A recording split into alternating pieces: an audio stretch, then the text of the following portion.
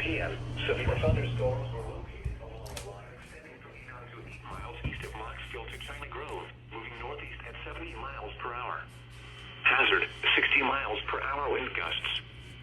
Source, radar indicated.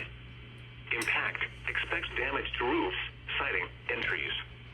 Locations impacted include Greensboro, Winston-Salem, High Point, Lexington, Randolph, Thomasville, Kernersville, Clemens, Bermuda Run, and Linwood.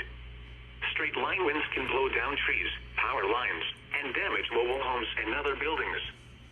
Seek shelter in a sturdy structure until the storm has passed.